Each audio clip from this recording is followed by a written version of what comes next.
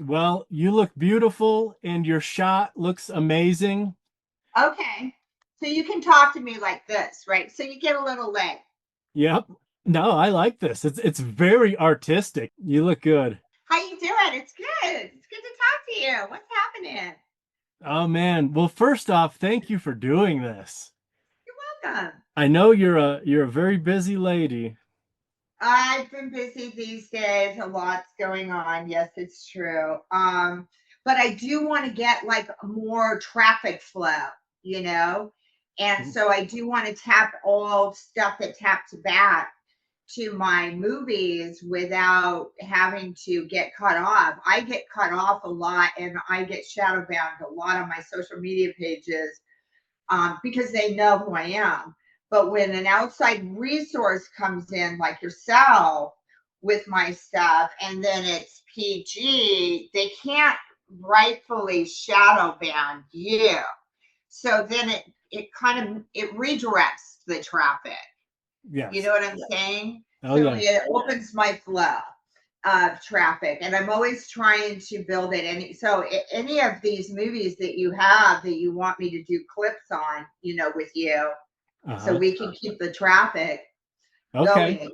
Well, Right. I'll tell you what, if this works out good, and we're Okay. gonna make a few things out of this. So not just Okay. one thing. We're gonna shoot out a bunch of arrows, and if all this works out good, uh, man, I'll do more of these with you. Yeah, because they go up on YouTube. Correct. And YouTube is one of my major contenders because there's so many other like imposter Amber Lynn's. There's one particularly on YouTube who's like a big girl, and she constantly is trying to redirect the traffic. You know what I mean? Uh-huh. So we're always fighting that because it's a registered. My name's a registered trademark. Okay. And it's it's infuriating because I mean I'm the original Amber Lynn, but every time somebody does something that works, everybody hijacks it. It seems to be a sign of the times now. Oh You yeah. know what I mean? So Everyone's a copycat. Engagement is the number one thing. And I am small potatoes and I have to deal with it all the time. I can only imagine what you have to deal with. it's really infuriating too. It is. And the fans come in and they get really mad because Oh they're yeah. like, I go looking for you and I get this and I get that and I get all these people. So anyway, I so would imagine. what's our flow? What is our vibe here? We're gonna open and you're gonna do an opening? Yeah. Well, real quick, I'll tell you what this will do. So this is clearly all celebrity request March. Okay. You have chosen Jane Bond meets Goldenrod. And so I will take a small portion of this interview, put it in the intro, and put it in the outro, and then the focus will be on the movie. So that's will be mostly what we talk about. Okay. But then I like to also release the full interview. So I Okay. don't want you to get bummed out. Like we just did the first one. It premiered Saturday. There was 7.5 minutes of the interview in the movie, but then Okay. I'll release the full interview as well. But most of the people, I mean, well, with you, it's going to be a whole different thing. With you, people might be yelling at me like, more Amber, more Amber. But I just wanted you to know that, the focus is on the movie, Jane Bond, and a portion of this will be in the intro, a portion of this will be in the outro. So I don't want you to get bummed out to be like, we did a half an hour interview and only 7 minutes made the cut. Um, but it'll be two things. And then I'll also, and this kind of goes back to what you opened with, I will make a bunch of shorts to point to the full interview and the Jane Bond. So Okay. we'll have a bunch of things, and I believe me, the audience is going to go wild. Okay, good. So let's do it really good. Okay. I usually do the intro without you, where I'll say it. I talked to Amber Lynn, but I'll say it here too. Okay, So, do whatever you want. I'll follow. um, so today we are here with the wonderful, beautiful Amber Lynn for All Celebrity Request March, and your choice, your selection, was from 1987, Jane Bond meets Goldenrod, and it's a good one. That's right, Jason. Thank you for having me. By the way, first of all, I'm really honored to be here. I love your stuff. I love what you're doing with your stuff. And I'm glad to be a part of it. I thought the fans would really enjoy this one. This is a fan favorite. I know the fans really love this one. It was at the time, in the day it was made, it was a huge seller, and it still is a big request even today, and people are still talking about it. So I thought this could be a good one. But oh, I think you chose perfect. I was so excited. Um, and you played Jane Bond twice. I Uh, played Jane Bond 2 times. As a matter of fact, I was the original Jane Bond. After that, they used other starlets. And I think what happened was I went off on the road to do my feature dancing, and I was touring so much after that. And believe me, I went out on the road and started touring the gentlemen's clubs because my career, thank you, God, thank you to all my fans, catapulted as a result of multiple films that I made and awards that I garnered, probably between the years of 1986 and 1988, which just catapulted me. I got into the industry in 1983, right around March of '83, and I was doing well, but it really was like an accumulative effect where I would do a film, it would get put out, and then it would be like, oh, we got to have you do this character. How about this? So mhm. when this film was made, the James Bond movies were huge. And my character and persona was more and more becoming an alpha female in that day. Now we call them specific genre alpha females, but Mhm. back then, we didn't have the specific genres that we do today. So I was cultivating this kind of persona within the industry, and people would say, I want to see you do this, I want to see you do that. And they said, you have to be a Bond girl. You have to be a Bond girl. And I was like, yeah, that would be really great. They go, you know what would be even better is if you were the female Bond. And I was like, yes, Yes. I'll do it. Awesome. Because nobody had ever done it. So, and I was always big on doing things that nobody had ever done, always wanting to lead. I think my greatest wish the whole time I was in the industry was I just wanted my chance to take the ball and run with it, and I got that in this movie. I didn't even realize until I started writing down some questions. I didn't even realize that there was you played Jane Bond more than anyone, but I never realized that after the Jack Remy ones, there was a Henri Pachard one. Oh, there was. Yeah. Well, and by the way, and I love him too, and I've done lots of movies for him. And he was my friend, but there was no filmmaker like Jack Remy.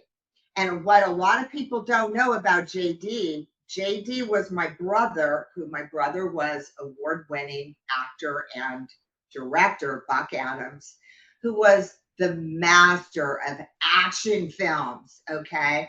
But my brother was the kind of guy who was a real filmmaker. He always wanted to make real movies. He did not care if he was making corn, right? Hmm. He was always wanting to make real movies. And JD was his right hand guy.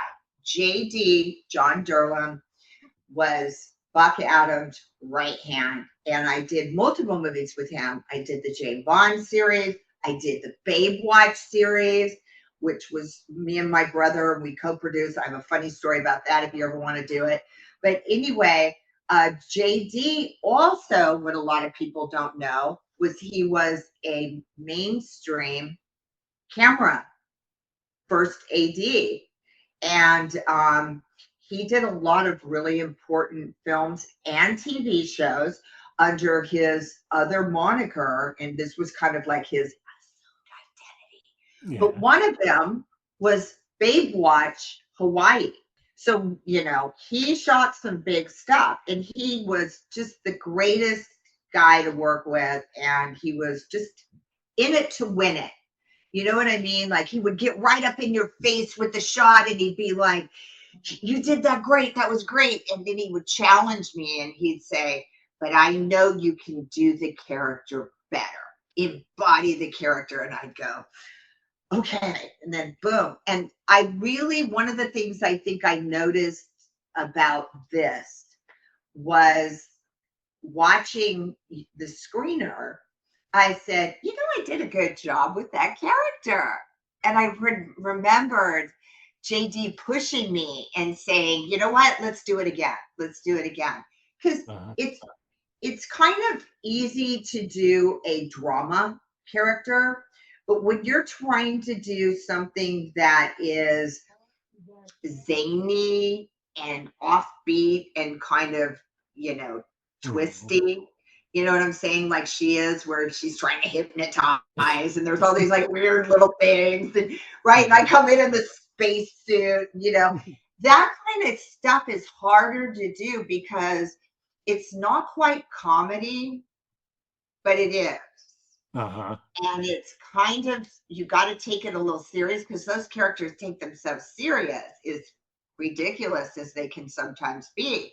And you have to be able to perform. And this is the era when people had to be able to act and deliver dialogue in order to be in films in adult. And I'm not saying they don't today, but I believe we made bigger movies then.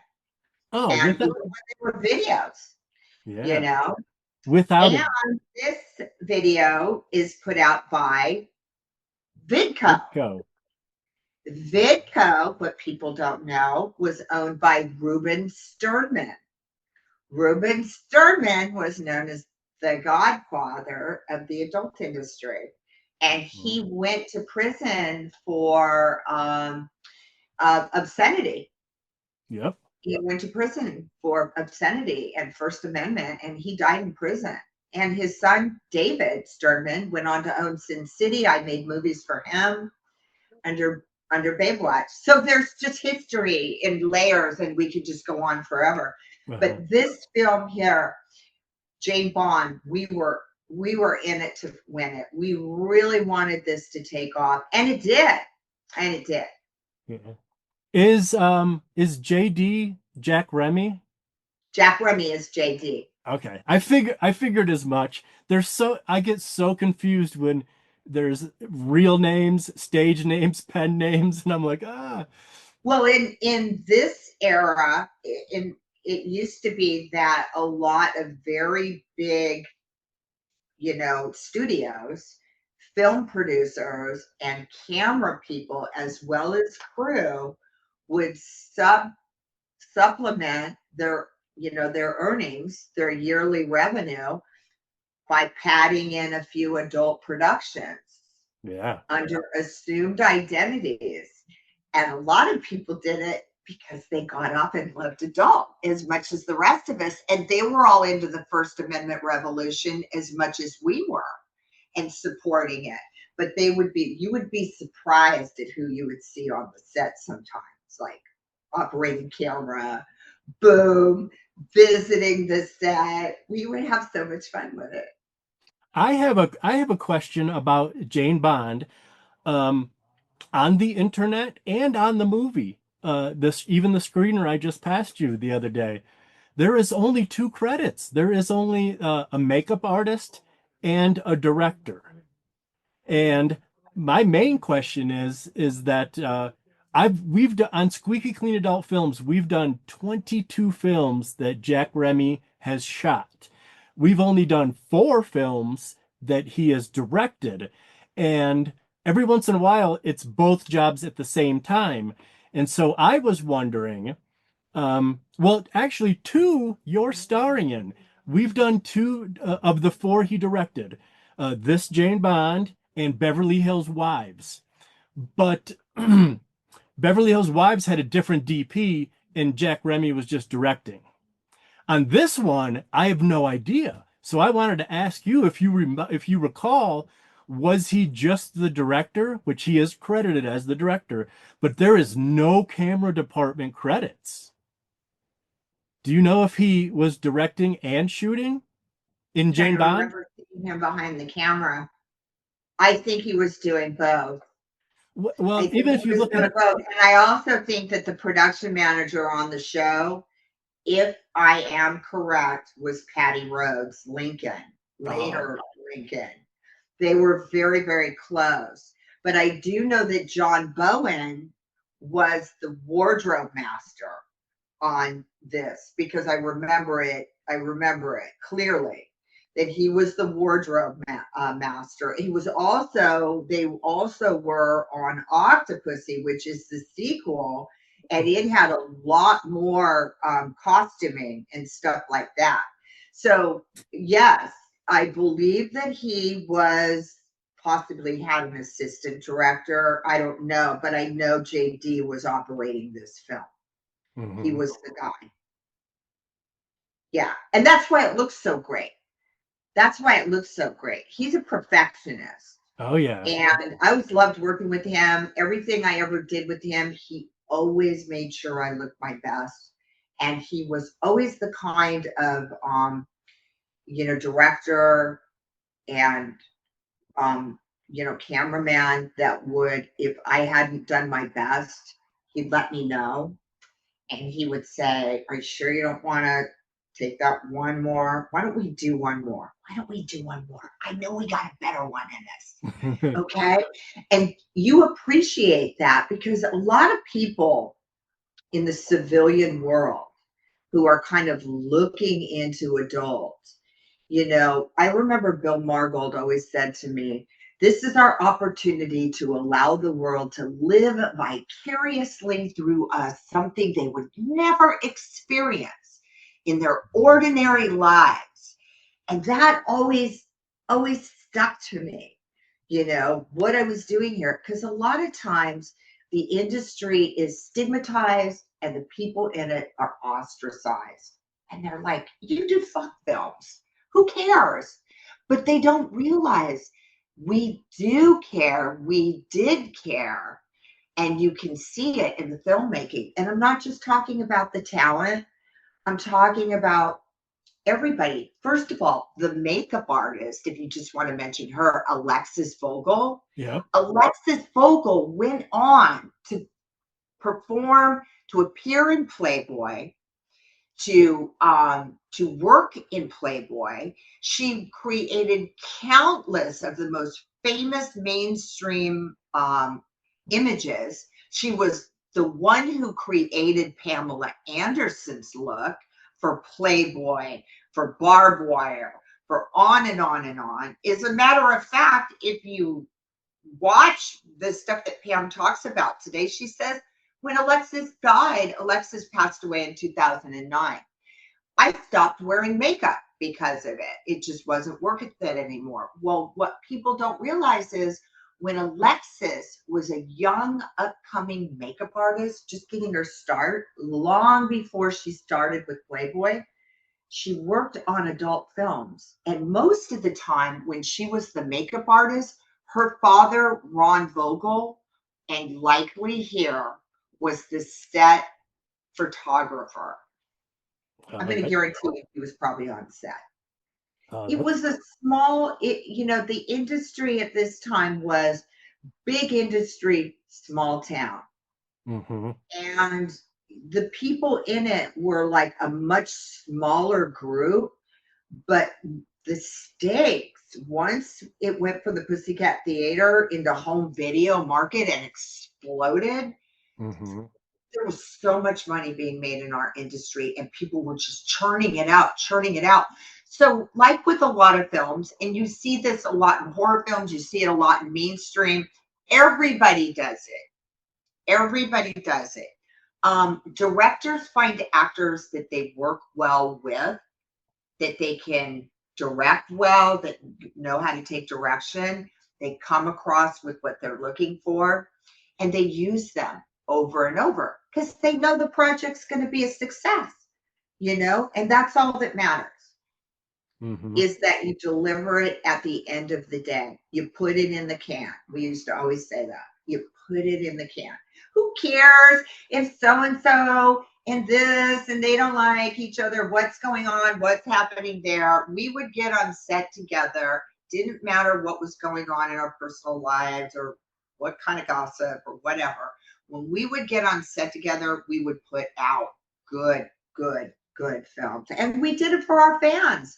And I think if you asked any of our, veteran stars, superstars, legends of the day, they would all say, I love my fans. I did it for my fans. It really, really mattered. And any of the big stars of that day, Mm-hmm. Nina, Ginger, Haya, all of us, Vanessa, Seika. Seika's still working today. Yeah. But Jane Bond was mine. I loved it. I loved it. And then I did the two films. And like I said, in 1980, this was in 88 or 87, 87.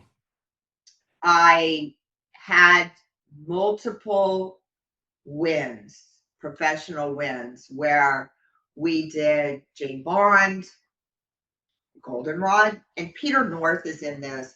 Peter North was an excellent male talent. Herschel Savage was my friend. Um, God, rest in peace, Hirsch.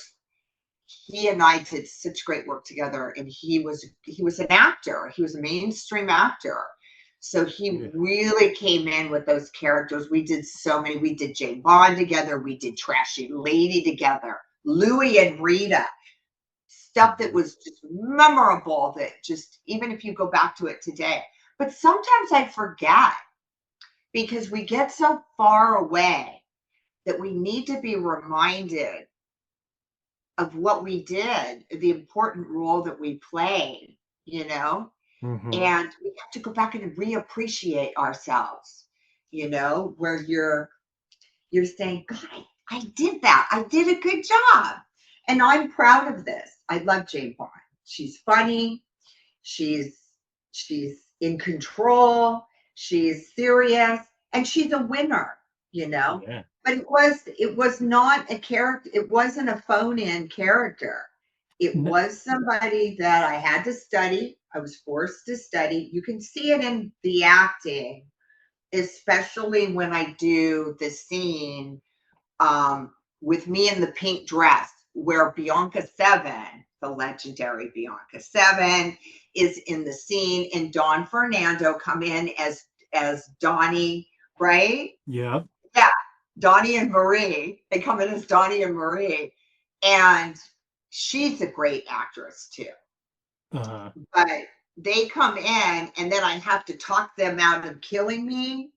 And you see it. I'm going back and forth. I've got dialogue going in two different directions, and I'm trying to manipulate my way. And it's a great scene. It It's really is. it's my favorite scene in the whole movie. You could cut that scene, all the naughty nonsense out of that, Mm-hmm.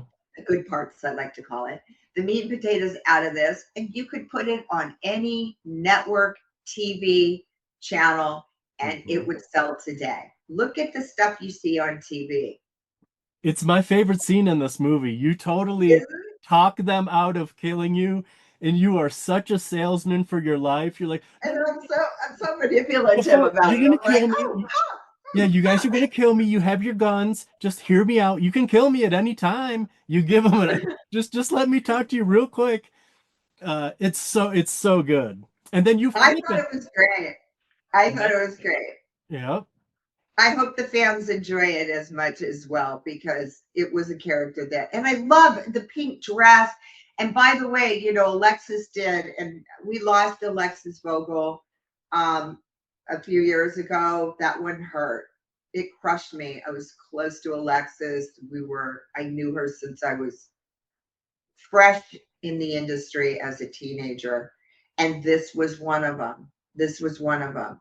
Mhm. And she and I worked on this, and they brought her in. And I used to order Alexis for my top movies, and if Lexus isn't going to do the film, I'm not going to do the film. Lex would come in and design all the hair and makeup, and people Mhm. don't realize how much we really put into our projects: hair, makeup, wardrobe, all of it. And the characters, I think Herschel Savage comes in. He's He's all got that out, the robes with the golden robes. he's amazing. He's so awesome. Um, Let me ask you real quick So about go over your questions. well, my first one would be, or I mean, what my first one, one of my main ones would be, I love that you're not only Amber Lynn playing Jane Bond, but for the whole first half of the movie, and you don't know it for the first couple scenes, you are hypnotized. So you're Amber Lynn playing Jane Bond, playing the evil Jane Bond who's been hypnotized. And there's little indicators, like Robert Bullock is like, wait, that doesn't seem right. That does, and then halfway through you realize, oh, you're hypnotized. You're working for the bad guy. So is there, I don't, it's just such a fun thing for the audience to see, especially once they come in on it. Was there any kind of like different approach to you where you're like, okay, half of this movie, I'm the good guy or the good girl. I'm the good girl, Jane Bond. But for the first half of the movie, I'm secretly a hypnotized villain. You do have to go through doorways when you're switching roles with a character. It's easy to kind of prepare a lot of the stuff that they want you to be in adult movies is the persona that you are in the industry. So they hired me because I was Amber Lynn. Mhm. There's different types. Ginger was the girl next door. I was the wild child, the super hot, punk rock, heavy metal, wild child type girl. It's a different role. If they wanted that, they would go for that. Now, they Mhm. did work with me on films and say, I want you to play down this character. And I took it as a challenge, and I learned to do that. This one here, particularly, as I said, working with JD, working on the film, there was rehearsal before the film was shot. There was rehearsal on the set, leading into each and every scene. They did not just throw it out. Okay, and today they often do with the subscription sites. I don't want to name the names of them and whatever. And I have shot for them. They'll get on the set and they just roll the camera and you deliver the lines. And I've known myself to say, hey, I think we should do that again. It doesn't matter as much as it did back in the day. I don't believe. I don't. We really wanted real movies. And I think that's why you will never want to let go of classic 80s films. They're just they're just a league of their own, you Like know? 95% of we've done 300 over 300 episodes, and 90% of them are the 70s through the 90s. We've probably done maybe 11 or 12 new millennium, like past 2000, Uh-huh. because there was such an emphasis on storytelling and filmmaking. Exactly what you're saying. Exactly. And we were, and I know they do it today, but we were really competitive during award season. Oh, yeah. We did not have the second, you know, there's like, it was all about Avia. Hmm. We wanted Avian's nod. And we didn't have an other one, anybody else, XBiz or others. Hmm. Those came along after, which is good because it creates competition. But then, we were competing for these awards, and this was a big one. Jane Bond she was a classic, and I'll always love that character. And I have to tell you, it was the biggest selling movie of the year. It just hit like a bomb went off. People loved the character. They loved me in the character. It followed me for at least many years where people would go, Jane Bond. I would see people in Costco that would go, it's Jane Bond, Mhm. 0069. And I would just turn and look and laugh. It was like, oh my God, it's Amberlynn, Jane Bond. If you do a Google image search, some of the very top ones are you in your different Jane Bond outfits. Oh, really? For What if could you you like do? for Amber Lynn, Oh, you see oh, him, really? got your gun, you Yeah. got your gun on your hip. A girl with a gun, Yeah, right? yeah. Well, back then, they weren't, we were still fighting obscenity too. Uh-huh. So you had to be careful what you included in the movies you were shooting because you Mhm. could get hit with an obscenity charge really fast. It was a whole nother fight. And carrying a gun in a scene, especially when you were pointing it at somebody, like I was pointing it at the back of Robert Bullock's head, Yeah. right? Yeah, And that's by how the way, that's how, obviously, we don't want to let this go without mentioning Viper.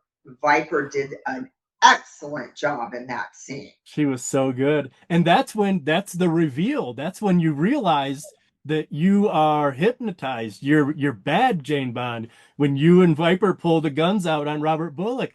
And you're like, Exactly. and that's when the audience goes, "Oh, she's right now, she's bad." And I felt that I did a pretty good job, really, they really wanted me to sell that right there, that I was somebody different. They wanted to see the duplicitous personality change, Uh-huh. that I didn't just show up as Jane Bond and then I was like, oh, I'm hypnotized now. They wanted to see how it affected me and made me evil. Yeah, yeah. So, You and then oh, I'm you can tell. evil Jane Bond. But you can tell like very craftfully. Like you nailed it. You did such a good job because you can on your second viewing, you'll as an audience member, you'll go, "Oh, look what she's doing." Oh, it's you can see the differences in good Jane, bad Jane. So you did a really Yep. good job. Thank you. I appreciate that. Thank you. I'm really honored. I was honored to be part of this project. I loved it. And I thought Jane Bond was another one that got robbed in award season. I know. That should have absolutely been Best Picture. That should have absolutely taken a Best Actress nod. There was no way. That character owned it, and it was completely different than anything that was going on at that time. For it to come, she was just a ball busting, door kick open, you know. And I think, to be honest with you, they it looked to me like it might have been when you edited out some of the whatever, but some of it got tempered down. But we never get introduced to there's a couple characters that are missing.